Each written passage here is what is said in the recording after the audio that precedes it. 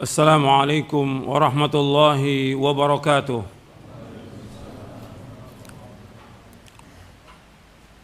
Innal hamdalillah nahmaduhu wa nasta'inuhu wa nastaghfiruh wa na'udzu billahi min shururi anfusina wa min sayyiati a'malina. May yahdihillahu fala mudilla lahu wa may yudlil fala hadiya lahu. Asyhadu an la ilaha illallah wahdahu la syarika lahu wa asyhadu anna Muhammadan abduhu wa rasuluh. Ya ayyuhalladzina amanu taqullaha haqqa tuqatih wa la tamutunna illa wa antum muslimun. Ya ayyuhan nasu taqu rabbakumul ladzi khalaqakum min nafsin wahidah wa khalaqa minha zawjaha wa batha minhuma rijalan katsiran wa nisaa'a wattaqullaha alladzi tasaaluna bihi wal arham innallaha kana 'alaikum raqiba. يا أيها الذين آمنوا اتقوا الله وقولوا قولا سديدا يصلح لكم أعمالكم ويغفر لكم ذنوبكم ومن يطع الله ورسوله فقد فاز فوزا عظيما. أما بعد فإن أصدق الحديث كتاب الله وخير الهدي هدي محمد صلى الله عليه وعلى آله وسلم وشر الأمور محدثاتها wa kullu muhdatsatin bid'ah wa kullu bid'atin dhalalah wa kullu dhalalatin finnar. Ayolah ikhwah a'azakumullah. Alhamdulillah kita bersyukur kepada Allah Taala atas segala nikmat yang Allah karuniakan kepada kita, dan kita bersyukur atas semua nikmat yang Allah karuniakan kepada kita yang tidak terhingga nikmat itu. Tinggal kita berusaha sebagai seorang muslim, seorang muslimah melaksanakan perintah-perintah Allah, menjauhkan larangannya, yang akan membawa kebahagiaan manusia, yaitu dia beriman kepada Allah dan melaksanakan perintah Allah dan menjauhkan larangannya. Itu yang kita bahas dari kajian kita pada pekan yang lalu, dan sekarang kita akan lanjutkan. Kita masih belum selesai pembahasan tentang al-qada wal qadar. Jadi kepada seluruh kaum muslimin dan muslimat yang mudah-mudahan dirahmati oleh Allah Ta'ala, kita akan lanjutkan kajian kita dari syarah Aqidah Ahlussunnah wal Jamaah, poin yang ke-40, iman kepada qadar baik dan buruk. Kita masih membahas tingkatan qadar yang ketiga, yaitu al-masyiah. Tingkatan qadar itu ada 4 tingkatan. Yang pertama al-ilmu, yang kedua al-kitabah, yang ketiga al-masyiah, yang keempat al-khalq. Yang pertama yaitu al-ilmu, bahwa Allah mengetahui segala sesuatu sebelum terjadinya dan apa yang terjadi pada masa yang akan datang, dan Allah mengetahui semua dan meliputi ilmunya Allah segala sesuatu. Enggak ada satupun yang terjadi di langit dan di bumi yang Allah tidak ketahui. Semuanya Allah mengetahui. Sampai daun-daun yang jatuh, yang kering, yang basah, biji yang tumbuh, Allah mengetahuinya. Ilmunya Allah meliputi segala sesuatu. Qad ahata bi kulli syai'in ilma. Bahwa ilmunya Allah meliputi segala sesuatu. Kemudian yang kedua, tingkatan yang kedua al-kitabah. Bahwa semua sudah tercatat di Lauh Mahfuz. Apa saja yang terjadi sampai hari kiamat, sampai manusia masuk surga, masuk neraka, sudah tercatat dalam mahfuz. Semuanya lengkap. Enggak ada satupun yang terjadi di langit dan di bumi yang tidak tercatat, tidak ada. Semuanya, segala sesuatu itu sudah tercatat dalam mahfuz. Jadi semuanya sudah tercatat.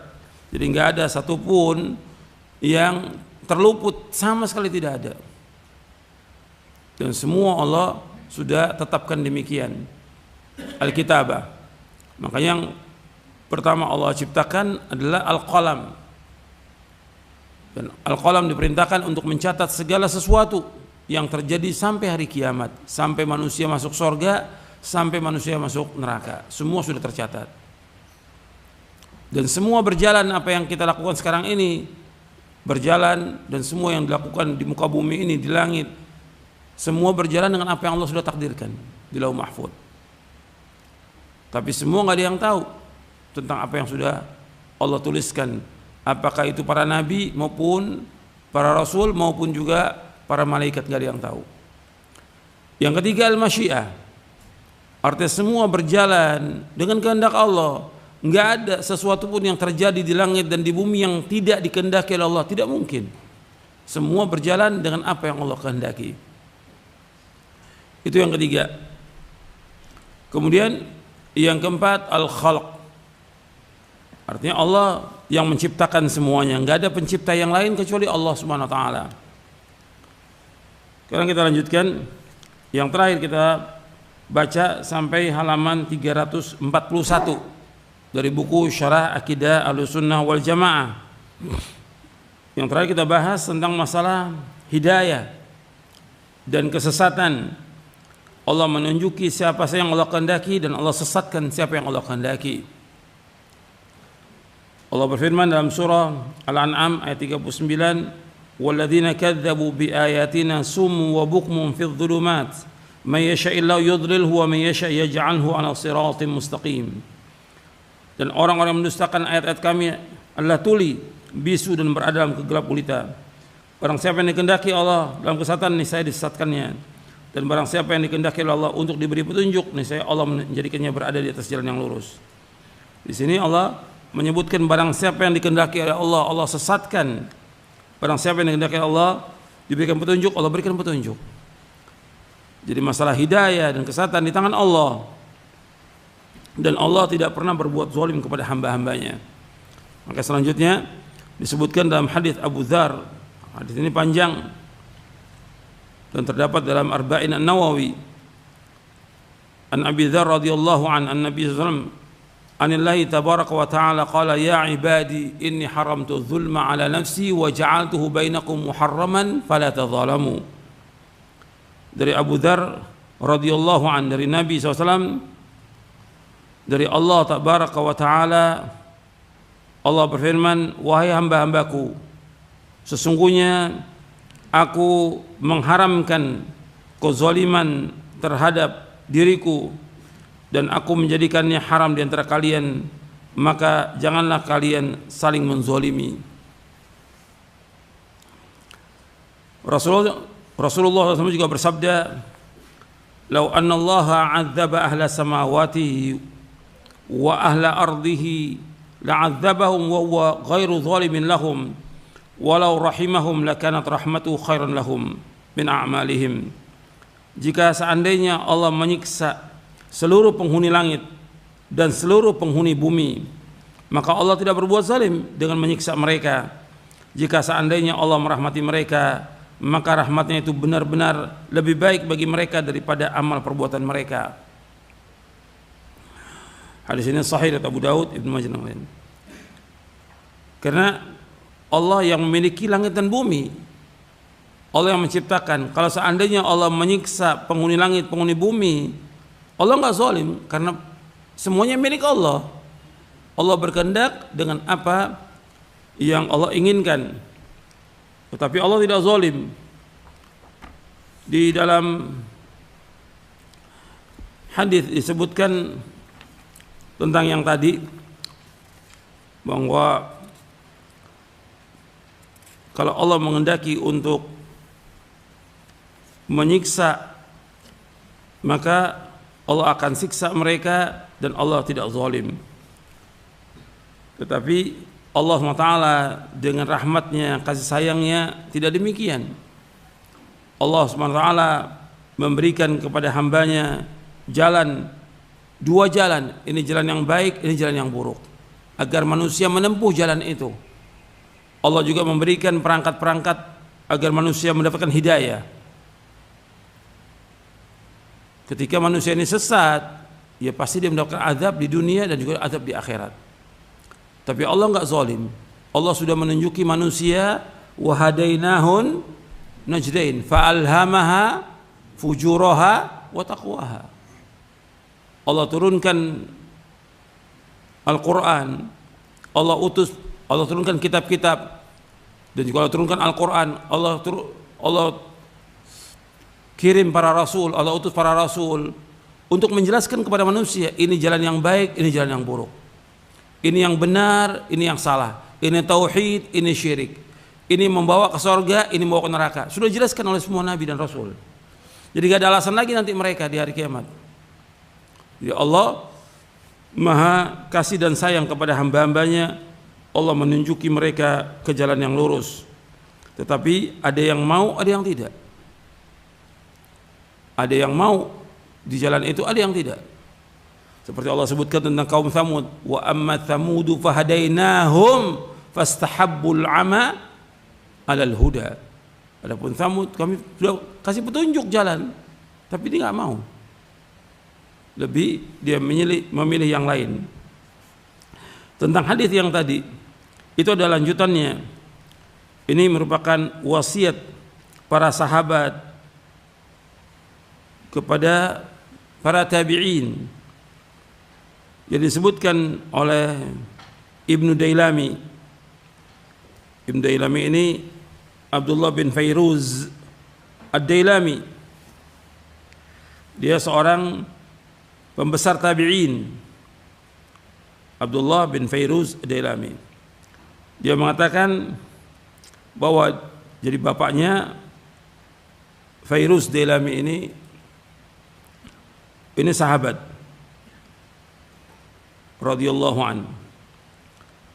Disebutkan bahwa dia mengatakan, aku datang kepada Ubay bin Ka'ab. Lalu aku katakan kepadanya, ada suatu keraguan dalam diriku tentang masalah takdir.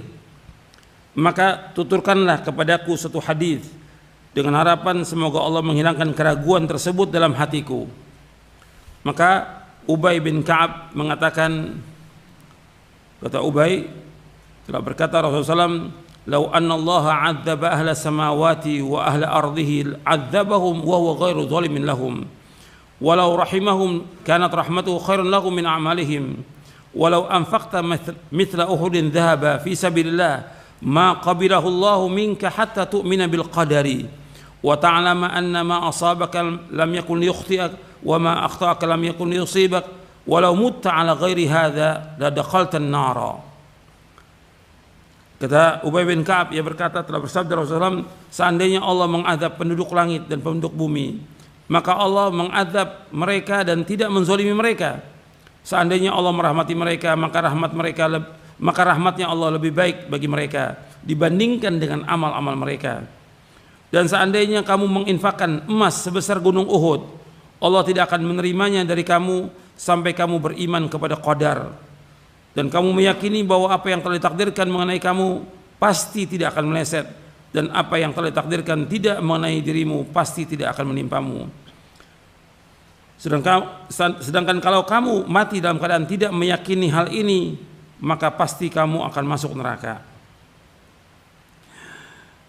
Ibnu Dailami berkata, selanjutnya aku datang kepada Abdullah bin Mas'ud, Hudzaifah ibn al-Yaman, Zaid bin Thabit radhiyallahu anhum ajma'in. Mereka semua mengatakan kepadaku seperti yang dibawakan oleh Ubay bin Ka'ab dari Rasulullah sallallahu alaihi wasallam. Ini hadis ini sahih diriwayatkan oleh Ahmad, Abu Daud, Ibnu Majah, Ibnu Abi Asim, disahihkan oleh Syekh Albani dalam Sahih Jami' Shaghir. Jadi di sini disebutkan bahwa orang wajib beriman kepada qadar. Apa yang menimpa kita itu sudah ditakdirkan oleh Allah, dan yang tidak menimpa kita itu tidak akan menimpa. Dan ini nasihatnya Ubadah bin Samit radhiyallahu an. Ubadah bin Samit radhiyallahu an berkata kepada anaknya, "Ya bunayya, innaka lan tajida ta'mal iman hatta ta'lama ma anna ma asabaka lam yakun liyukhti'ak wa ma akhtaka lam yakun yusibak." Wahai anakku, sungguh engkau tidak akan merasakan hakikat lezatnya iman sebelum engkau meyakini bahwasanya apa yang telah ditakdirkan menimpa dirimu pasti tidak akan meleset, dan apa yang telah ditakdirkan tidak akan menimpa dirimu pasti tidak akan menimpamu. Dan ini wasiatnya Ubadah bin Samit.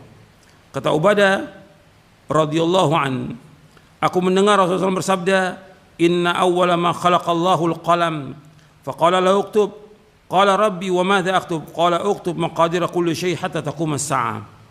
Sesungguhnya yang pertama kali diciptakan oleh Allah adalah qalam, yaitu pena. Lalu Allah berfirman kepadanya, tulislah. Ia menjawab, wahai Rabbku, apa yang aku harus tulis? Allah berfirman, tulislah takdir ketentuan segala sesuatu sampai hari kiamat. Kemudian Ubadah bin Samit radhiyallahu anhu berkata, wahai anakku, aku mendengar Rasulullah SAW bersabda, man mata ala ghairi hadza falaysa minni. Dan barang siapa yang meninggal dunia dalam keadaan tidak meyakini hal ini, maka dia tidak termasuk umatku. Hadis ini sahih, diriwayatkan oleh Imam Abu Daud. Artinya kita wajib meyakini bahwasanya apa yang ditakdirkan menimpa kita tidak akan meleset, dan apa yang telah ditakdirkan tidak menimpa diri kita pasti tidak akan menimpa kita. Ini wajib kita takdirkan, wajib kita yakini. Ini sudah berjalan takdir Allah, kita wajib meyakini. Seperti yang Allah sebutkan dalam Al-Quran di dalam surah At-Taubah di ayat 51, qul la yusibana illa ma kataballahu lana huwa maulana wa 'alallahi falyatawakkalul mu'minun. Qul la yusibana, katakanlah tidak akan menimpa kami kecuali apa yang Allah sudah takdirkan. Apa yang Allah tuliskan. Wa maulana, Allah pelindung kami, Allah penolong kami. Wa 'alallahi falyatawakkalul mu'minun. Kepada Allah hendaknya orang-orang beriman bertawakal. Ini wajib kita yakini seperti ini. Di masalah qada dan qadar ini wajib kita yakini bahwa apa yang menimpa kita itu memang sudah tercatat. Yang tidak menimpa, yang nggak akan menimpa kita. Jadi semua berjalan dengan takdir. Jadi nggak usah takut, nggak usah takut. Orang beriman tuh tenang karena dia beriman kepada qada dan qadar. Itu menghilangkan kesedihan, menghilangkan kerisauan, menghilangkan kegundah-gulanan. Yakin kita. Dan lebihnya kita orang beriman, Allah pasti akan menolong kita, akan menjaga kita. Itu harus kita ingat itu. Orang beriman pasti akan ditolong oleh Allah, pasti akan dijaga oleh Allah Subhanahu wa taala. Jadi enggak usah kita pikirkan apa yang sudah dituliskan di Lauh Mahfuz, atau juga apa yang terjadi yang ada ini. Kalau memang Allah sudah takdirkan, ya pasti kena. Kalau enggak akan kena. Kita imani.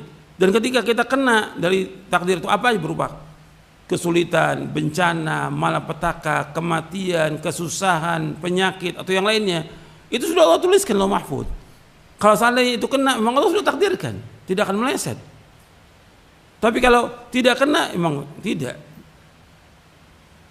Artinya ini harus kita ingat seperti itu, sehingga membuat kita tenang. Kita tidak selalu dalam ketakutan. Sekarang ini orang dibuat takut terus, sehingga hilang imannya kepada al-qada wal qadar. Antumina bil qadari khairihi wa syarri. Kau beriman kepada qadar dan qadar baik dan buruk.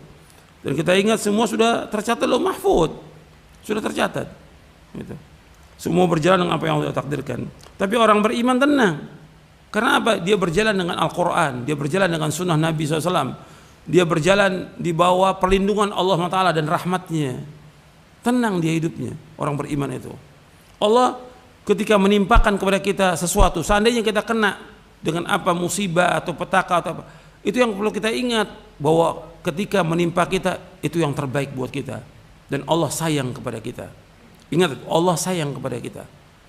Tentunya dengan kita kena musibah atau petaka itu, kalau kita sabar dan redho, itu akan menghapuskan dosa kita, akan mengangkat derajat kita, bahkan akan memasukkan kita ke dalam sorga dengan sebab itu. Itu kita ingat itu. Jadi orang beriman itu tenang, nggak seperti sekarang. Semua serba ketakutan, semua serba khawatir. Di mana imannya dia kepada Allah? Di mana tawakalnya kepada Allah? Di mana ilmunya dia kepada yang dia sudah pelajari tentang tauhid? Ini yang harus kita tanamkan, kita kuatkan ini dalam kondisi-kondisi yang seperti ini, banyaknya petaka, banyaknya musibah, banyaknya bencana. Justru bertambah rasa takut kita kepada Allah SWT, bertambah tawakal kita kepada Allah SWT, bertambah kita yakin bahwa yang memiliki langit dan bumi, yang mengatur Allah hanya satu, yaitu Allah. Manusia nggak ada ikut campur. Dan yang menghilangkan semua bencana hanya satu, yaitu Allah SWT. Yang menghilangkan semua penyakit hanya Allah. Yakin kita. Itu orang beriman. Gitu. Sehingga apa? Dia bertaubat atas semua dosa-dosanya, dan kemudian dia bertambah dekat dengan Allah SWT. Bukan tambah jauh. Ini orang beriman. Jadi kita harus mengoreksi nih iman kita.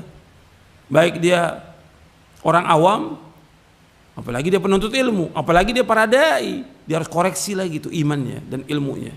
Dia harus yakin kepada apa yang Allah sudah tetapkan, sehingga tenang di dalam hidup ini, nggak takut dengan apapun juga. Ini bayangkan sekarang keluar rumah takut, la haula wala quwwata illa billah. Ke masjid takut, ketemu orang takut, sampai Selaman takut. Seperti ini Selaman, la haula wala quwwata illa billah. Selaman menggugurkan dosa.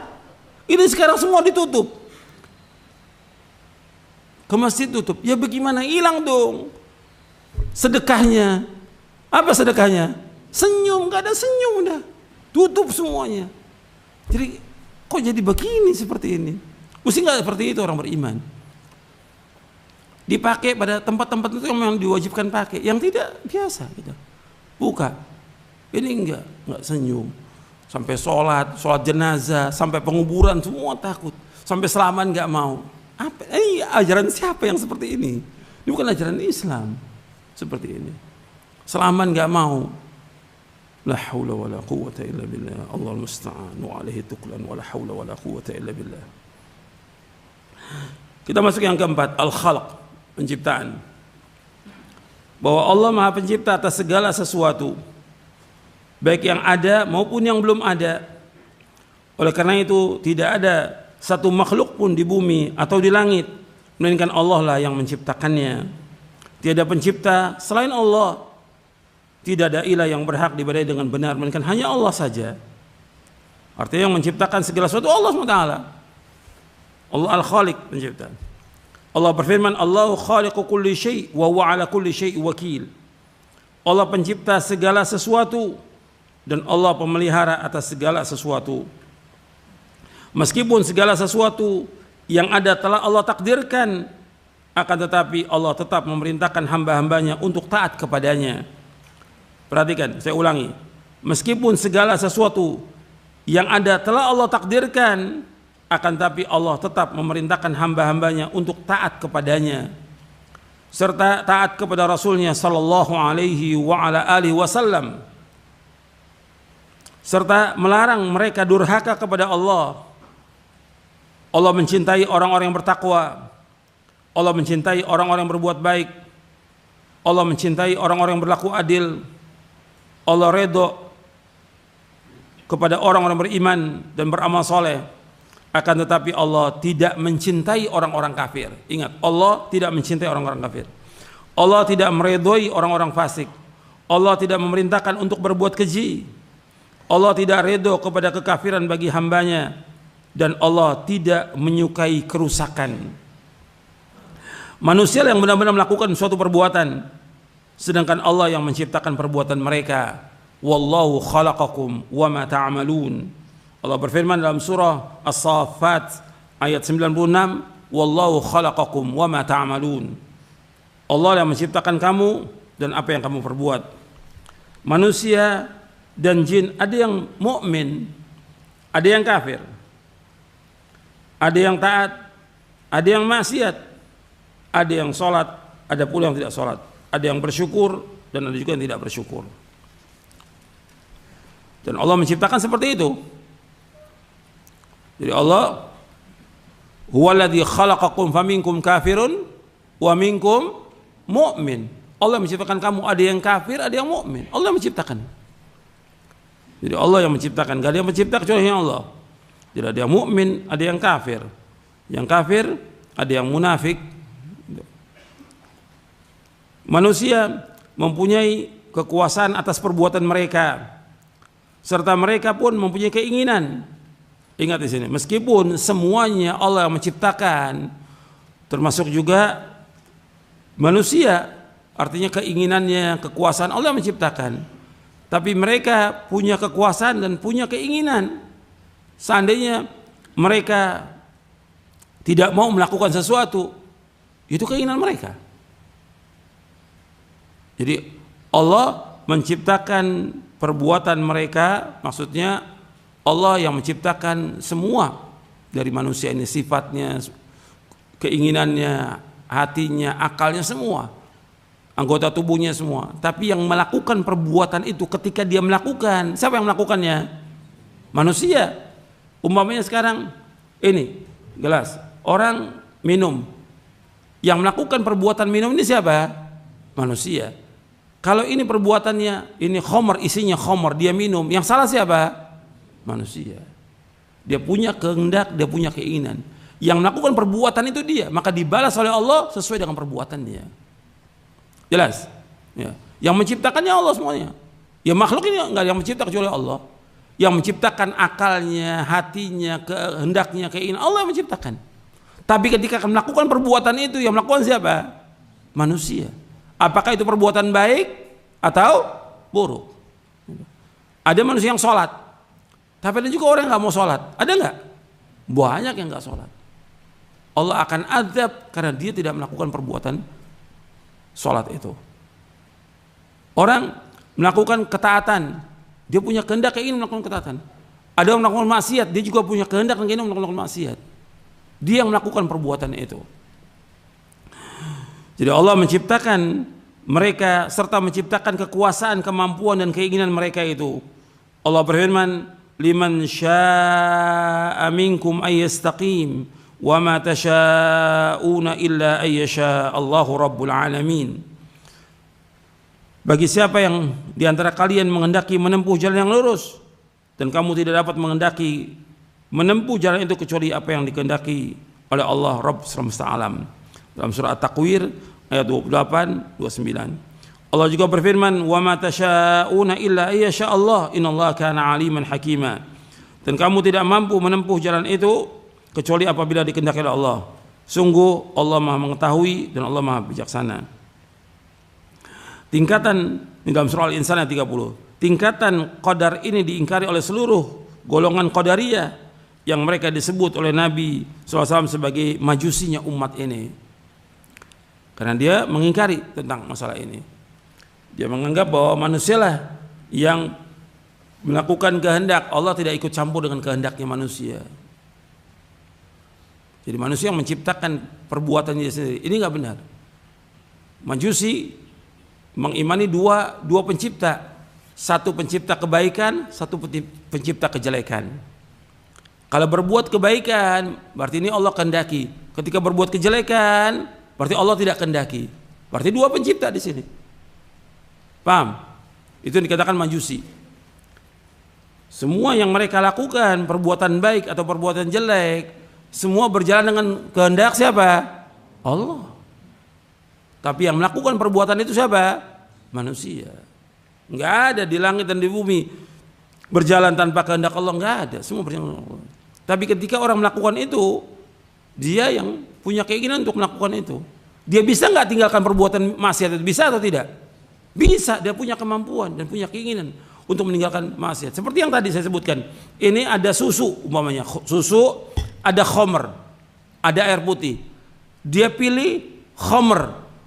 Yang salah siapa? Mampu nggak dia untuk pilih susu atau air putih? Mampu nggak dia? Mampu dan dia punya keinginan.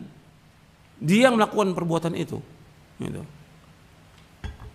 Jadi ini harus perhatikan bahwa yang melakukan perbuatan dia. Dia panggil hayya 'alas shalah, hayya 'alas shalah. Sebagian ke masjid, yang laki-laki wajib sholat berjamaah. Sebagian dengar nggak mau ke masjid. Yang salah siapa di situ? Dia punya kehendak nggak? Punya keinginan nggak? Kalau dia tidak mau, dia yang punya kehendak tidak mau untuk ke masjid. Yang berdosa siapa? Orang itu. Jadi perhatikan itu. Dia sendiri yang melakukan perbuatan itu. Ada hidangan. Ini ada babi, ada bangkai, ada yang halal. Dia pilih yang haram. Yang salah siapa? Dia yang melakukannya. Ada yang sudah jelas istrinya halal. Ini ada tempat perzinahan. Dia jalan ke tempat perzinahan. Yang salah siapa? Dia. Dia punya kehendak dan keinginan untuk melakukan itu. Dia diazab oleh Allah, disiksa oleh Allah dengan sebab perbuatan dosanya itu. Jadi ketika Qadariyah ini mengatakan tidak, untuk kejelekan ya manusia menciptakan kejelekan itu. Tidak, tetap Allah menciptakan semuanya, tapi yang melakukan perbuatan adalah manusia. Enggak ada pencipta kecuali satu, hanya Allah. Seluruhnya diciptakan oleh Allah Taala. Adapun Qadariyah dikatakan sebagai majusinya umat ini karena keyakinan pendapat mereka menyerupai agama Majusi tentang adanya dua sumber, yaitu cahaya dan kegelapan. Mereka menyangka bahwa kebaikan berasal dari perbuatan cahaya, sedangkan kejelekan berasal dari kegelapan. Begitu pula Qadariyah, mereka menyandarkan kebaikan kepada Allah dan menyandarkan kejelekan kepada manusia dan syaitan. Padahal Allah menciptakan keduanya secara bersamaan. Tidak akan terjadi sesuatu dari keduanya melainkan dengan kehendak Allah. Keduanya disandarkan kepadanya tentang penciptaan dan kejadiannya, dan disandarkan kepada orang yang melakukannya sebagai perbuatan dan usaha manusia. Ada juga sebagian golongan yang berlebih-lebihan dalam masalah qadar ini, sampai-sampai mereka tidak mengakui adanya kekuasaan dan kebebasan dalam diri manusia, serta mereka menolak adanya hikmah serta maslahat dalam perbuatan dan ketentuan hukum Allah. Mereka yang seperti ini Jabariyah atau Jabriyah, berasal dari Jabr, terpaksa. Jadi menurut mereka bahwa semua dipaksa dan tidak ada kekuasaan dan tidak ada kebebasan dalam dirinya. Ini sesat. Orang manusia punya kehendak, punya keinginan. Kalau mereka mengatakan bahwa manusia dipaksa oleh Allah, ini sesat. Enggak dipaksa, manusia punya kehendak. Manusia punya kehendak, punya keinginan. Kan di sini sudah sebutkan liman syaa'a minkum ayastaqim. Dan Allah juga menyebutkan dalam ayat yang lain, faman syaa'a falyu'min wa man syaa'a falyakfur. Barang siapa yang berkehendak untuk iman, silakan dia beriman. Yang berkehendak untuk kafir, silakan dia kafir. Manusia punya kehendak, manusia punya keinginan. Kalau ini dia mengatakan bahwa kehendak manusia tidak ada, majbur. Ini sesat, ini Jabriyah, ini sesat. Kemudian jadi ada Qadariyah, ada Jabriyah, dua-duanya sesat ini. Iradah, keinginan dan amar perintah yang tercantum dalam Al-Quran dan Sunnah ada dua macam. Pertama, iradah kauniyah qadariyah yang pengertiannya sama dengan masyiah, dan amar kauni qadari. Jadi amar kauni qadari. Jadi iradah kauniyah qadariyah adalah kehendak yang berkenaan dengan takdir Allah terhadap alam semesta. Amar kauni qadari yaitu perintah yang berkenaan dengan takdir Allah terhadap alam semesta ini. Kemudian yang kedua, iradah syar'iyah. Iradah syar'iyah yang berarti takdir yang disukai dan dicintai oleh Allah, dan amr syar'i. Jadi iradah syar'iyah adalah kehendak yang berkenaan dengan syariat atau apa yang dicintai oleh Allah dalam agama. Sedangkan amr syar'i yaitu perintah yang berhubungan dengan syariat, seperti perintah tentang sholat, zakat, puasa, dan lainnya. Jadi iradah kauniyah qadariyah yang pengertiannya dengan masyiah ini pasti terjadi, sudah pasti terjadi. Tapi iradah syariah berkaitan dengan apa yang Allah cintai, berkaitan dengan apa yang Allah cintai, seperti yang saya contohkan di sini, seperti sholat, puasa, zakat, berbuat baik kepada orang. Ini namanya iradah syariah yang Allah kehendaki, yang Allah inginkan. Tapi semua yang terjadi di langit dan di bumi ini berjalan dengan kehendak Allah. Ada yang Allah sukai, ada yang Allah tidak sukai. Tapi Allah kehendaki untuk maksud yang lain. Seperti diciptakannya iblis, tentunya ada maksud yang lain. Diciptakannya Fir'aun, diciptakannya orang kafir, tentu ada hikmahnya. Enggak mungkin sia-sia perbuatan itu, semua ada hikmah. Jadi Allah Subhanahu wa taala menciptakan itu semua ada hikmahnya. Seperti adanya iblis, adanya kita berlindung kepada Allah dari gangguannya iblis. Jadi hikmahnya banyak. Jadi ada yang Allah ciptakan tuh murad li dzatihi, yang dikehendaki zatnya. Ada juga murad li ghairihi. Nah, tentang iblis ini murad li ghairihi. Allah ciptakan tapi untuk maksud yang lain. Disebutkan oleh para ulama, sebenarnya Allah ciptakan semuanya itu murad li ghairihi. Dengan adanya iblis, adanya maksiat, ada yang lain, supaya manusia ini diuji oleh Allah Ta'ala tentang imannya, dia benar atau tidak, jujur atau tidak. Dan juga agar manusia bertaubat kepada Allah SWT, karena Allah menyukai orang-orang yang bertaubat. Kalau tidak ada maksiat, ya nggak ada taubat. Adanya maksiat agar manusia ini kembali kepada Allah, agar mereka bertaubat kepada Allah Taala. Kemudian juga dengan Allah ciptakannya ada maksiat segala macam, sehingga seorang hamba mengetahui bagaimana Allah menjaga dia, merahmati dia, sayang kepada dia.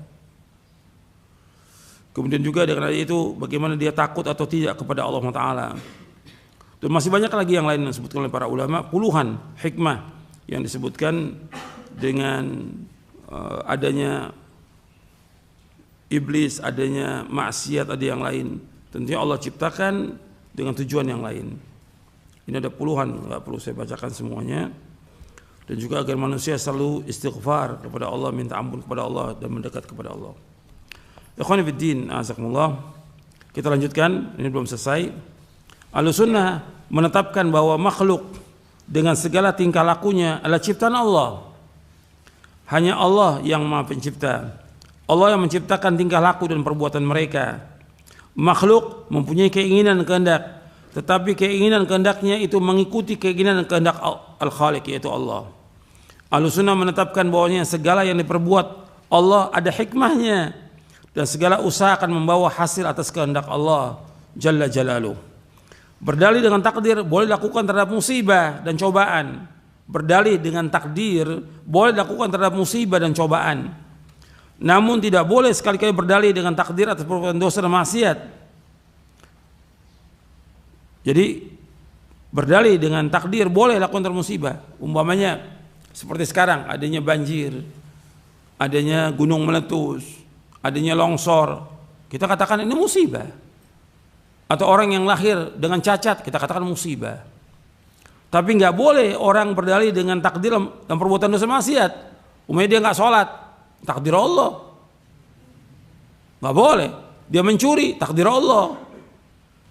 Dia nggak pakai jilbab, takdir Allah. Nggak boleh. Atau dia berbuat maksiat yang lain, yang takdir nggak boleh. Justru ketika dia berbuat dosa dan maksiat, kewajiban dia apa? Kewajiban apa? Taubat kepada Allah. Maka saya sebutkan di sini, orang-orang yang berbuat dosa dan maksiat wajib bertaubat dari perbuatan mereka yang tercela. Bukan bersandar dengan takdir, tapi wajib mereka bertaubat kepada Allah. Bersandar kepada usaha saja termasuk syirik. Bersandar kepada usaha saja termasuk syirik dalam tauhid. Artinya dia bersandar kepada usaha. Tetap usaha yang dilakukan tidak lepas dari apa? Dari apa? Kehendak Allah, tidak lepas daripada pertolongan Allah. Ketika dia dengan usaha dia saja menafikan kehendak Allah, ini syirik. Ya. Sedangkan meninggalkan usaha sama sekali berarti menolak ajaran agama. Tetap harus kita berusaha. Nggak bisa kita diam aja. Berusaha. Orang yang mendapatkan kebaikan, ingin mendapatkan sorga, ya harus usaha dia harus belajar, dia harus bersungguh-sungguh belajar, dia harus mengamalkan agama Islam, dia harus taat, menjauhkan maksiat, harus ada usaha. Jadi orang meninggalkan usaha sama sekali berarti dia menolak ajaran agama. Pendapat yang menyatakan bahwa usaha tidak ada pengaruh dan hasilnya merupakan pendapat yang bertentangan dengan ajaran agama dan akal. Sebab tawakal kepada Allah Subhanahu wa taala tidak berarti meninggalkan usaha. Tetap dia harus tawakal kepada Allah, tapi juga harus usaha dan mengambil sebab. Imam Abu Ja'far At-Tahawi rahimahullah yang wafat tahun 321 Hijriah, dia berkata, takdir adalah rahasia Allah yang tidak dapat diketahui oleh hambanya. Tidak dapat diselidiki baik oleh malaikat yang dekat dengannya, dengan Allah, ataupun nabi yang diutus oleh Allah. Memberat-beratkan diri untuk menyelidiki hal itu adalah jalan menuju kehinaan, terhalangnya ilmu dan membawa kepada sikap melewati batas dan penyelewengan. Waspada dan berhati-hatilah terhadap seluruh pendapat, pemikiran dan bisikan-bisikan yang jelek tentang takdir tersebut. Sesungguhnya Allah Jalla Jalaluh telah menutup ilmu tentang takdirnya agar tidak diketahui oleh makhluknya dan melarang mereka untuk mencoba menggapainya. Sebagaimana Allah berfirman dalam surah Al-Anbiya ayat 23, la yus'alu amma yaf'alu wa hum yus'alun. Dan Allah tidak ditanya tentang apa yang dikerjakan, tetapi mereka yang akan ditanya. Barang siapa yang bertanya, kenapa Allah melakukannya? Kenapa Allah berbuat begini? Maka sungguh ia telah menolak hukum dari Al-Quran. Dan barang siapa yang menolak hukum Al-Quran, maka ia termasuk orang kafir. Jadi nggak boleh bertanya, kenapa Allah ciptakan ini? Kenapa Allah berbuat begini? Kenapa Allah takdirkan begini? Nggak boleh bertanya. Kita wajib mengimani semuanya. Manusia tidak boleh bertanya, mengapa Allah berbuat begini? Kenapa Allah takdirkan begini dan begitu? Kewajiban manusia mengimani takdir yang baik dan buruk, dan wajib mereka mengamalkan apa yang diperintahkan oleh Allah Subhanahu wa taala dan Rasulnya sallallahu alaihi wasallam dan menjauhi larangannya. Manusia akan ditanya tentang apa yang mereka amalkan. Allah berfirman dalam surah Al-Hijr ayat 92 93, "Fa wa rabbika lanas'alannahum ajma'in 'amma kanu ya'malun." Maka demi Rabbmu kami pasti akan menanyai mereka semua tentang apa yang telah mereka kerjakan dahulu. Kewajiban seorang mukmin adalah beriman kepada takdir baik dan buruk dan wajib beramal sesuai syariat Nabi Muhammad SAW. Perhatikan tuh, ini ada 2 poin. Perhatikan di sini. Kewajiban seorang mukmin adalah beriman kepada takdir baik dan buruk. Itu yang pertama. Yang kedua, wajib seorang mukmin beramal sesuai syariat Nabi Muhammad SAW. Ini 2 poin penting ini. Yaitu kewajiban seorang mukmin adalah beriman kepada takdir baik dan buruk. Yang kedua, dia wajib beramal sesuai dengan syariat Nabi Muhammad SAW. Rasulullah bersabda, "I'malu fakullun muyassarun lima khuliqa lahu." Beramallah kalian karena semua sudah dimudahkan menurut apa yang Allah ciptakan baginya. Kewajiban kita mengamalkan. Dan Nabi menjelaskan ini, hadis ini sahih dari Bukhari, Muslim dan sahabat Ali bin Abi Thalib, ketika ada orang bertanya kepada Nabi SAW, kita ini sekarang melakukan perbuatan ini, menurut yang kita lakukan sekarang ini baru Allah takdirkan, atau kita beramal sekarang ini melaksanakan apa yang Allah sudah tulis di Lauh Mahfud? Kata Nabi, kita sekarang ini melakukan apa saja amal ini dan perbuatan ini Allah sudah tulis di Lauh Mahfud.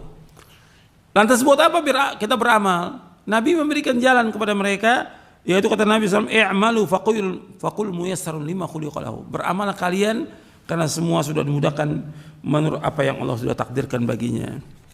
Jadi kewajiban kita yang pertama apa? Kewajiban kita yang pertama apa? Iman. Yang kedua, beramal. Itu yang penting. Tentang memikirkan apa yang ditakdirkan, itu tidak boleh dan kita nggak akan mampu. Seperti yang disebutkan tadi oleh Imam Abu Ja'far At-Tahawi rahimahullah. Akal kita nggak mampu. Makanya disebutkan dalam hadis Nabi SAW yang sahih yang diriwayatkan oleh Imam Tabrani dalam Mu'jamul Kabir dari sahabat Abdullah bin Mas'ud radhiyallahu an. Nabi bersabda sallallahu alaihi wasallam, "Idza dzukira ashabi fa'amsiku wa idza dzukira an-nujumu fa'amsiku wa idza dzukira al-qadaru fa'amsiku." Kata Nabi SAW, apabila disebutkan tentang para sahabatku, artinya tentang kejelekan para sahabatku, kalian diam. Apabila disebutkan tentang nujum, ilmu perbintangan, kalian diam. Apabila disebutkan tentang qadar, hendaklah kalian diam. Hadis ini disahihkan oleh Syekh Albani rahimahullah dalam kitabnya Sahih Jami' Shaghir dan silsilah ahadits as-sahihah di juz yang pertama. Hadis ini diriwayatkan oleh Imam Tabrani dalam Mu'jamul Kabir dari sahabat Mas'ud dan juga diriwayatkan oleh yang lainnya dari sahabat Ibnu Umar. Ya, Nabi bersabda SAW, apabila disebutkan para sahabatku, kalian diam. Kalau disebutkan tentang kejelekan sahabat, diam. Nggak boleh membicarakan kejelekan sahabat, tapi membicarakan kebaikannya boleh atau tidak? Boleh kebaikannya. Maka ditulis dalam kitab-kitab, apakah Sahih Bukhari, Muslim atau yang lain, tentang manaqib para sahabat, tentang fadailus sahabah. Sampai Imam Ahmad juga punya kitab tentang fadailus sahabah, keutamaan para sahabat. Sebutkan kebaikannya, tapi disebutkan kejelekannya nggak boleh. Mau terjadi peperangan antara sahabat, kita jelekkan sahabat, nggak boleh sama sekali, nggak boleh. Itu. Dan dosanya dosa besar, apalagi sampai mencaci maki seperti Syiah laknatullah alaihim. yang mereka mencaci maki para sahabat. Berat hukumannya. Di dunia berat, di akhirat berat itu. Karena itu termasuk dosa besar, yang besar, mencaci maki para sahabat. Disebut para sahabat, adalah kalian diam. Disebutkan tentang ilmu nujum, kalian diam. Artinya orang-orang jahiliyah itu biasa mengkaitkan apa yang terjadi, hujan atau petaka atau keberuntungan dengan bintang. Bintang nggak punya urusan. Yang punya itu siapa? Allah yang mengatur alam semesta. Kok dikaitkan dengan bintang? Oh, ini karena bintang ini terjadi begini. Ini karena bintang ini terjadi begini. Sampai berkaitan dengan nasib manusia. Sampai manusia tulis nasibnya dengan bintang. La haula wala quwwata billah. Yang menentukan nasib itu bukan bintang, siapa? Allah. Kok ditulis tuh? Ya, bintangnya ini tulis oleh dia. Ini nggak boleh. Ini sesat dan menyesatkan ini. Bahwa tentang nasibnya manusia yang tentukan Allah SWT. Tentang takdir itu yang tentukan Allah, bukan bintang. Orang jahiliyah mengaitkan dengan bintang. Kita harus tinggalkan tuh perbuatan jahiliyah. Seperti hujan, oh karena bintang ini. Nggak ada urusan dengan bintang. Yang menentukan hujan Allah SWT. Nggak ada kaitan dengan bintang. Wa idza dzukira al-qadar famsiku. Apabila disebutkan qadar kamu diam. Artinya disebutkan qadar yang membahas tentang dalam bertanya kenapa begini, kenapa. Itu enggak boleh. Kita harus diam. Tapi membahas ilmiah seperti yang kita bahas sekarang, kita bawakan bahwa qadar itu ada 4 tingkatan, kita bahas dalilnya, hadisnya. Bagus sehingga orang tahu. Makanya saya sebutkan kewajiban kita 2. Yang pertama mengimani qadar baik dan buruk, yang kedua beramal sesuai dengan syariat Nabi Muhammad SAW. Itu tugas kita sebagai seorang hamba. Bab Nabi menyuruhnya apa? I'malu. Nabi menyuruhnya i'malu. Bukan Nabi menyuruh tafakkaru, bukan. Suruh pikirkan, bukan. Nabi gak suruh pikirkan. Nabi suruh apa? I'malu. Amalkan. Tugas kita mengamalkan. Ini tentang berkaitan dengan qadar. Kemudian ikhwan fiddin, selesai sudah ini berkaitan dengan qadar. Saya akan bawakan satu hadis Nabi sallallahu alaihi wasallam. Itu Nabi bersabda sallallahu alaihi wasallam dalam hadis yang sahih yang diriwayatkan oleh Imam Muslim, Ibnu Majah dan lainnya dari sahabat Abu Hurairah radhiyallahu an. Rasulullah SAW bersabda, "Al-mu'minul qawiyyu khairun wa ahabbu ila Allah minal mu'minid dha'if. Wa fi kullin khairun ihris ala ma yanfa'uka wasta'in billah wa la ta'jaz.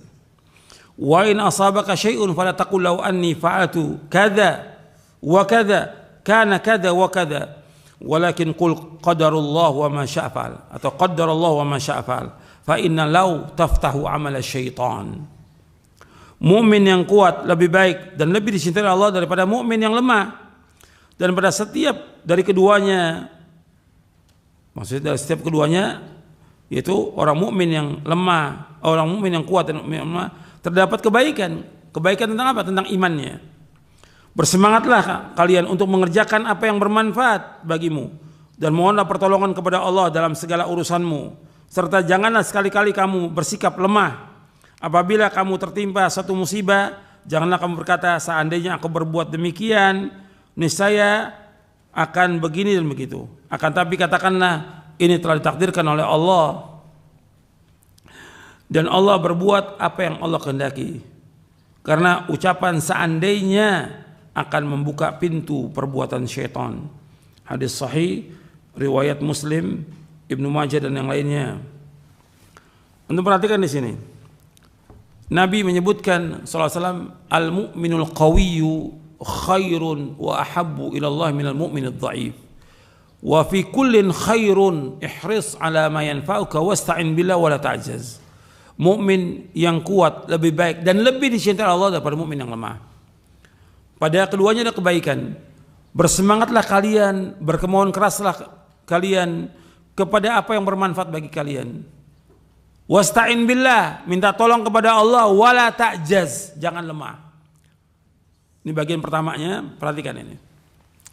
Nabi menyebutkan bahwa mukmin yang kuat berkaitan dengan iman, bukan berkaitan dengan fisik. Perhatikan ini. Iman, mukmin yang kuat berkaitan dengan iman. Artinya orang yang imannya kuat lebih baik daripada yang imannya lemah. Tetap pada keduanya ada kebaikan karena masih ada iman. Selama orang itu masih ada iman, masih ada kebaikan bagi dia.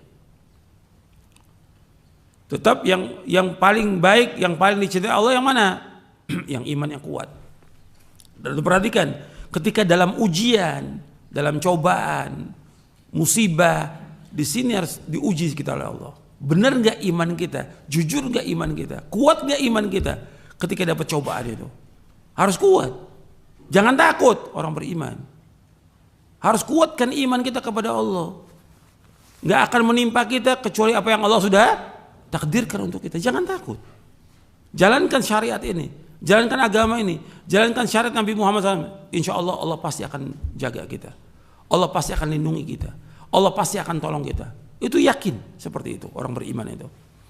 Jadi orang mukmin yang kuat, imannya kuat lebih baik dan lebih cinta daripada mukmin yang lemah. Dan sekarang ini kalau kita lihat ketika ada cobaan, ujian, musibah, mulai itu tambah turun iman itu. Tambah turun, tambah turun. Tambah takutnya luar biasa. Dan akhirnya kalau sudah imannya turun, tambah takut, yang ada tambah penyakit. Perhatikan itu. Tambah penyakit. Tambah takut dia. Yang sudah jelas penyakit apa? Wahan, hubud dunia, wa karahiyatul maut. Penyakit wahan. Apa wahan itu? Cinta dunia dan takut mati. Takut udah. Hidup ini untuk akhirat. Nggak boleh kita takut mati. Kita apa yang Allah takdirkan buat kita itu yang terbaik buat kita. Dan ajal itu nggak akan mundur, nggak akan maju. Idza ja ajalum la yastakhirun sa'atan wala yastaqdimun. Orang beriman dia harus kuat imannya. Hubungan dia dengan Allah kuat. Yang dia perbanyak amal-amal soleh, kebaikan. Jangan takut orang beriman. Kemudian Nabi melanjutkan ini ketika menyebutkan tentang iman yang kuat, iman yang lemah. Nabi lanjutkan apa? Ihris ala ma yanfa'uka. Ihris, berkemauan keras kepada yang bermanfaat bagi kamu. Nuntut ilmu bermanfaat atau tidak? Manfaat. Baca Al-Quran bermanfaat. Baca buku bermanfaat. Baca kitab bermanfaat. Sholat berjamaah manfaat atau tidak? Manfaat. Perhatikan itu.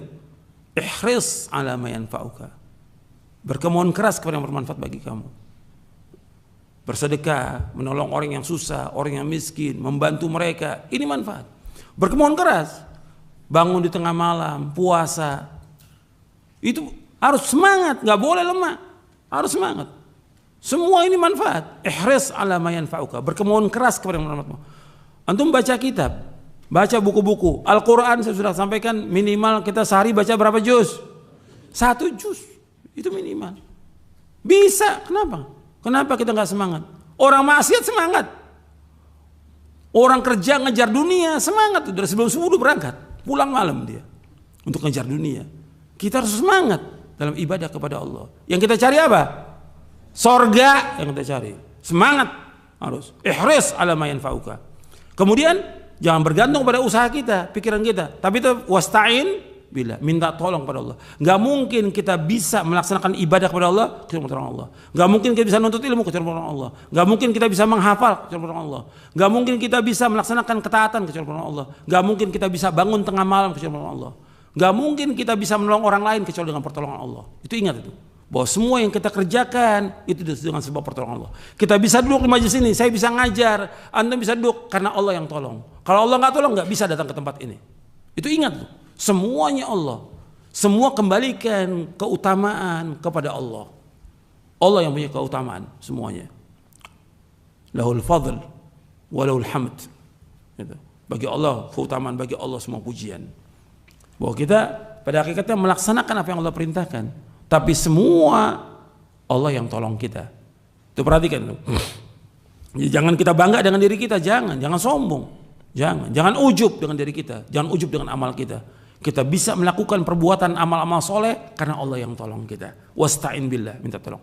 Maka ayat yang paling utama dalam Al-Quran, intinya Al-Quran dan semuanya, iyyaka na'budu wa iyyaka nasta'in. Hanya kepada Engkau ya Allah kami beribadah, hanya kepada Engkau saja ya Allah kami mohon pertolongan.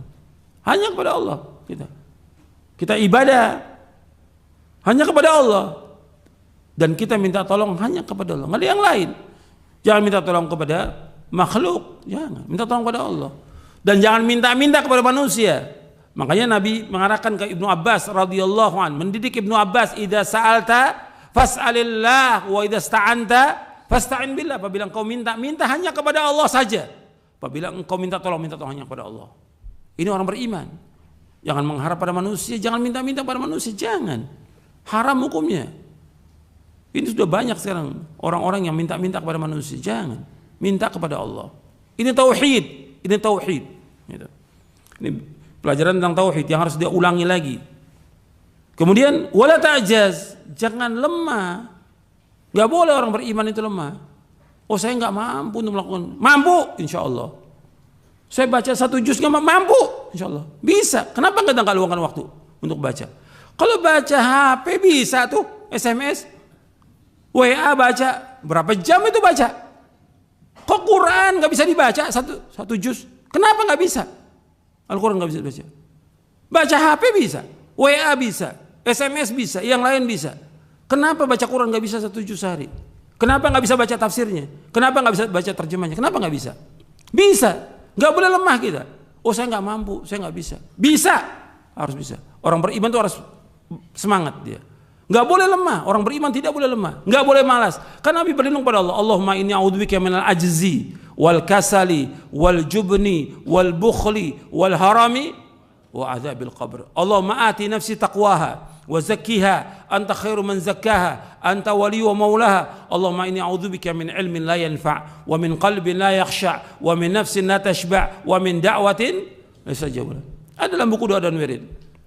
Ya Allah, aku berlindung pada Engkau dari sifat lemah, sifat malas, sifat pengecut, penakut, sifat bakhil.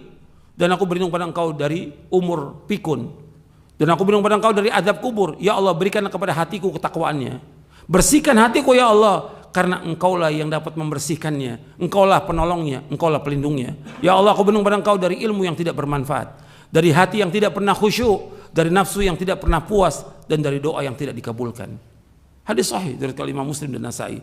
Ya, perhatikan ini. Jadi kita berkemauan keras, minta tolong pada Allah, jangan apa? Jangan lemah. Jangan lemah, jangan malas, jangan. Kemudian kita lanjutkan potongan yang kedua. Wa in asabaka syai'un fala taqul law anni fa'altu kadza wa kadza kana kadza wa kadza walakin qul qadarullah ma syaa fa'al fa inna law taftahu min syaitan. Dan apabila engkau tertimpa sesuatu, tertimpa musibah, bencana, petaka, penyakit, ya, jangan kamu berkata seandainya aku berbuat demikian, niscaya akan begini begitu. Tapi katakanlah Allah sudah takdirkan dan Allah berbuat apa yang Allah kehendaki, karena ucapan seandainya akan membuka pintu perbuatan setan. Jadi kalau kita kena musibah, petaka, penyakit, jangan berandai-andai.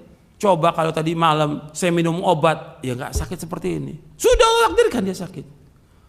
Anaknya umpamanya sakit malam itu, dia kasih obat, dia tidak bawa ke rumah sakit. Dia berkata, meninggal anaknya umpamanya ini. Coba kalau saya bawa ke dokter tadi malam, hidup anak ini. Enggak, sudah ajal. Jangan berandai-andai. Gitu. Dia umpamanya sekarang di rumah, kemudian dia keluar naik motor. Qadarullah, jatuh dia. Dia katakan, coba kalau saya tidak keluar dari rumah, nggak jatuh ini. Allah takdirkan, nggak boleh berandai-andai dengan apa yang sudah terjadi. Paham nggak sampai sini? Paham ya? Jadi berandai. Coba kalau saya nggak begini, nggak akan terjadi. Kalau saya begini, sampai juga kadang-kadang dulu dia berbuat dosa dan maksiat, sudah taubat. Coba kalau dulu saya nggak berbuat maksiat, nggak begini. Sudah terjadi, Allah sudah takdirkan. Itu seperti itu. Jadi jangan berandai-andai terhadap yang. Karena apa? Akan membuat kita terus menyesal nantinya. Menyesal. Coba kalau saya tadi bawa ke rumah sakit, yang nggak meninggal anak ini, menyesal terus dia, sedih terus. Ini setan. Ini apa? Setan membuka pintu setan. Setan membuat manusia selalu apa? Selalu sedih, selalu gundah gulana, selalu risau. Itu setan yang membuat begini. Selalu menyesal dengan yang lalu. Taubat, iya, ketika kita berdosa menyesal. Tapi terus menerus dalam penyesalan nggak boleh. Sehingga apa? terus menerus penyesalan membuat kita apa? Lemah nantinya. Lemah. Itu setan luar biasa menggoda manusia. Jadi ingat tuh, jangan berandai-andai. Kalau udah kena penyakit, musibah, petaka, bencana, kematian, Allah sudah takdirkan. Qadarallah wa ma syaa fa'al. Jadi ketika terjadi kita keluar rumah, qadarallah, jatuh umpamanya, qadarallah wa ma syaa fa'al. Yang berandai, coba saya nggak keluar rumah, nggak jatuh. Sudah terjadi. Jadi qadarallah wa ma syaa fa'al. Ucapkan, Allah sudah takdirkan dan Allah berbuat menurut apa yang Allah kehendaki. Karena apa? Karena Allah membuka pintu setan. Faedah yang dapat kita ambil dari hadis ini banyak faedahnya. Kalau antum mau catat boleh, kalau mau lihat nanti syarah kitab tauhid boleh antum lihat. Yang pertama di sini faedahnya menetapkan sifat mahabbah, cinta bagi Allah Azza wa Jal sesuai dengan keagungannya. Jadi menetapkan sifat mahabbah, sifat cinta bagi Allah sesuai dengan keagungannya. Jadi beda di sini antara sifat cinta Allah dengan sifat cinta makhluk, beda. Karena nggak sama Allah dengan makhluknya selama-lamanya.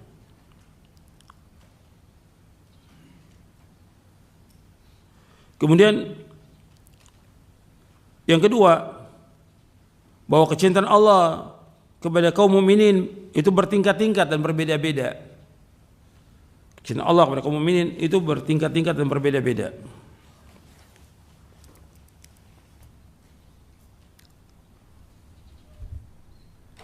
Kemudian yang ketiga, manusia berbeda-beda dalam kuat lemahnya iman. Jadi berbeda manusia tentang kuat dan lemahnya iman mereka. Jadi ada yang kuat manusia ini, ada yang lemah imannya.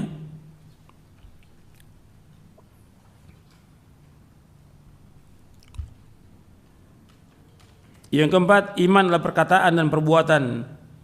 Iman adalah perkataan dan perbuatan. Bertambah dengan ketaatan dan berkurang dengan sebab perbuatan dosa dan maksiat.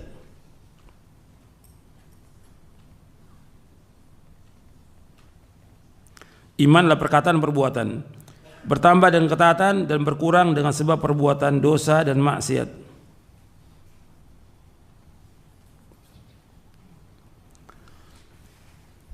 Yang kelima, seorang mukmin hendaknya berusaha untuk mencapai derajat iman yang kuat. Seorang mukmin hendaknya berusaha untuk mencapai derajat keimanan yang kuat. Jadi harus ada usaha dia. Karena Allah mencintai iman yang kuat, dia harus usaha. Seorang mukmin hendaknya berusaha mencapai derajat keimanan yang kuat. Yang keenam, kuat dan lemahnya iman itu, kuat dan lemahnya iman itu tergantung kepada usaha seseorang dalam berjihad melawan hawa nafsunya dalam menjaga ketaatan kepada Allah. Kuat dan lemahnya iman itu tergantung kepada usaha seseorang dalam berjihad melawan hawa nafsunya dalam menjaga ketaatan kepada Allah.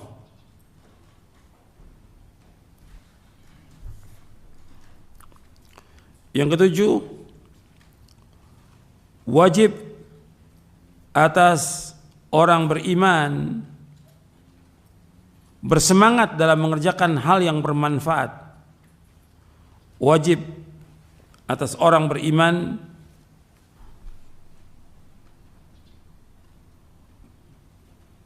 bersemangat dalam mengerjakan hal yang bermanfaat dengan minta tolong kepada Allah. Dengan minta tolong kepada Allah.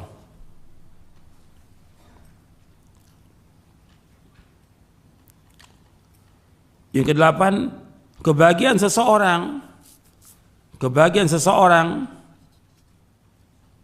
terletak dalam semangatnya. Kebahagiaan seseorang terletak dalam semangatnya untuk mengerjakan hal-hal yang bermanfaat untuk dunia dan akhiratnya. Kebahagiaan seseorang terletak dalam semangatnya untuk mengerjakan hal-hal yang bermanfaat untuk dunia dan akhiratnya.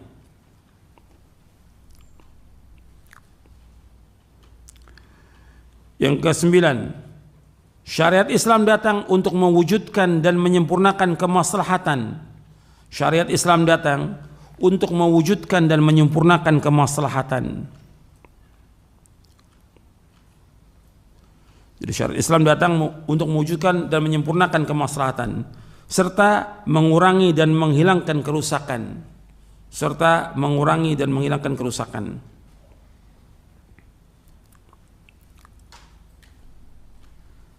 Yang ke-10, tidak pantas bagi orang yang berakal, tidak pantas bagi seorang yang berakal mengerahkan usahanya untuk hal-hal yang tidak bermanfaat. Tidak pantas bagi seorang yang berakal mengerahkan usahanya untuk hal-hal yang tidak bermanfaat. Jadi ini untuk yang ke-10 saya jelaskan sedikit aja. Orang yang berakal nggak boleh dia mengerahkan usaha atau pikirannya, tenaganya untuk hal yang nggak bermanfaat. Membicarakan hal-hal yang ada sekarang ini tentang gosip, tentang politik, nggak ada manfaatnya buat dia. Habis waktunya dia. Atau dia baca atau nonton berita-berita yang baru, nggak ada manfaatnya buat dia. Atau demo, nggak ada manfaatnya buat dia. Membicarakan politik atau masuk di medan politik, nggak ada manfaat buat dia. Karena masalah apa ini? Masalah keduniaan yang kecil, yang rendah. Gitu. Dan juga masalah ketamakan manusia kepada dunia, nggak ada manfaatnya buat dia. Jadi ingat tuh, orang yang berakal kerahkan usaha untuk yang bermanfaat. Kalau bermanfaat dikerjakan, kalau enggak jangan.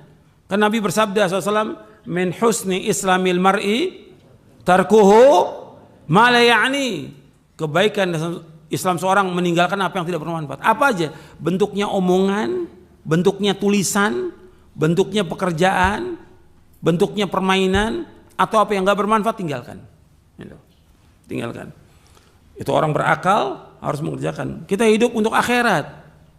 Waktu kita berharga akan ditanya Allah di hari kiamat. Setiap detik kita, setiap menit kita, setiap langkah kita harus membuahkan manfaat dan mendapatkan ganjaran pahala. Jangan berbuat dosa. Itu perhatikan orang beriman seperti itu. Yang ke-11,